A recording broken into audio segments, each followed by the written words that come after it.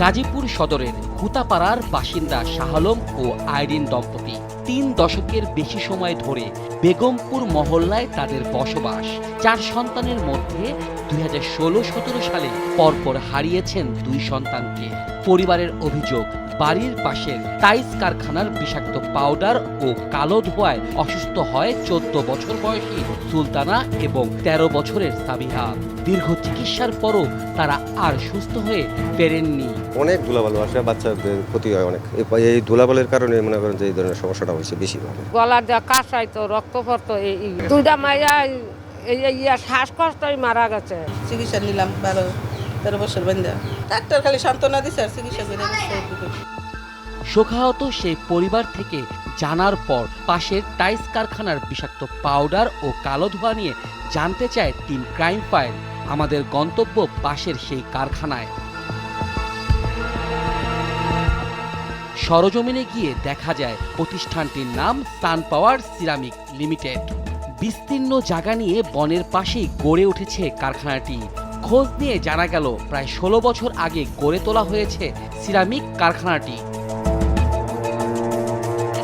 বিস্ময়কর তথ্য হলো প্রতিষ্ঠানটি পুরো স্থাপনার মধ্যে 6.57 একর ভূমি বনের জায়গায়। স্থানীয় বন অফিসে গিয়েও সত্যতা মিলল এ তথ্যের। গাজীপুর সদরের বোরকান মণিপুর মৌজায় CS 428 ও 598 দাগে বনভূমি থাকার কথা থাকলেও 6.5 একরের বনভূমি গিলে খেয়েছে সানপাওয়ার সিরামিক লিমিটেড। দিনের আলোতেই আমাদের টিমের নজরে পড়ল চিমনি দিয়ে বের হচ্ছে বিষাক্ত কালো ধোঁয়া। কারখানার পেছনের অংশে গিয়ে দেখা গেল বন অঞ্চলের নিয়ম নীতির তোয়াক্কা না করে ফেলা হচ্ছে তরল বর্জ্য, যা বয়ে যাচ্ছে শিশুহারা শোকাহত শাহ আলমের বাড়ির আঙিনা ঘেঁষে। এখানে আগে আমি দেখছি এখানে ধান চাষ করতো, সুন্দর ফসল হতো, সুন্দর ধান হতো। শিশু মৃত্যুর অভিযোগ, বনের জায়গা দখল, পরিবেশ দূষণ, এত সব অভিযোগ নিয়ে এবার আমরা যেতে চাই স্থানীয় বন কর্মকর্তার কাছে। জুয়েলানা ভাই কি হিসাবে আছে? রেঞ্জ কর্মকর্তা। গাজীপুর বন বিভাগের রেঞ্জ অফিসে টিম ক্রাইম ফাইল।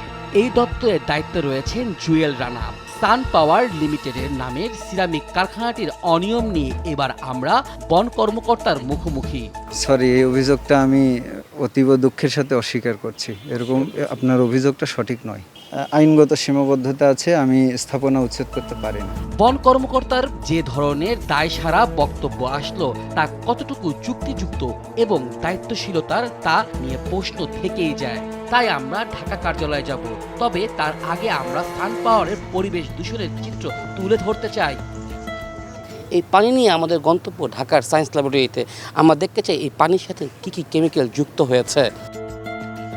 রাজধানীর সায়েন্স ল্যাব এলাকা, এখানে বিজ্ঞান ও প্রযুক্তি মন্ত্রণালয়ের অধীনে প্রতিষ্ঠা করা হয়েছে বাংলাদেশ বিজ্ঞান ও শিল্প গবেষণা পরিষদ BCSIR। এই সংস্থা মূলত শিল্প গবেষণায় নিয়োজিত, তবে বেশ কিছু মৌলিক গবেষণা এখানে পরিচালিত হয়। বাংলাদেশের বহু প্রচলিত উন্নত চুলা, বায়োগ্যাস, ফায়ার এক্সটিংগুইশার, সৌরবিদ্যুৎ সহ অসংখ্য প্রযুক্তির সূতিকাগার এই প্রতিষ্ঠান। ক্রাইম ফাইল টিম এখানে এসেছে বনভূমিতে ফেলে দেওয়া সান পাওয়ার সিরামিক লিমিটেডের তরল বর্জ্য পরীক্ষা করাতে। 3 দিন পর BCSIR এর গবেষণা শেষে ফলাফল জানা গেল সান পাওয়ার থেকে নির্গত হওয়া তরল বিষাক্ত বর্জ্য পরিবেশ ও মানবদেহের জন্য কতটা ক্ষতিকর রাসায়নিক দ্রব্য ছিল সে বিষয়টি। পানিতে যদি মাত্রা রিক্ত যে নিকেল বা ক্রোমিয়াম বা লেড, সীসা, এগুলো যদি পদার্থ থাকে অবশ্যই সেটা মানবদেহের জন্য ক্ষতিকর এবং মেইনলি হলে এফেক্ট করলে কিডনিকে।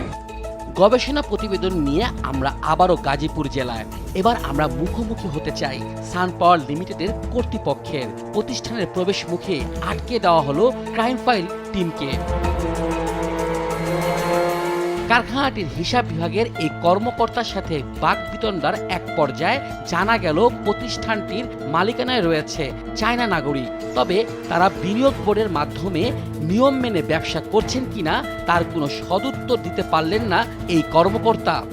এই যে ক্যাপিটালে যে পারছে এটা আবার আমি সরাসরি বলতে পারবো না, এটা পেপার ছাড়া বলা যাবে না। আর ইনফরমেশনে যদি চান তাহলে আমি যেহেতু অ্যাকাউন্টসের, তার মানে অ্যাডমিনিস্ট্রেশনের ইনফরমেশনগুলো আমি দিতে পারবো না।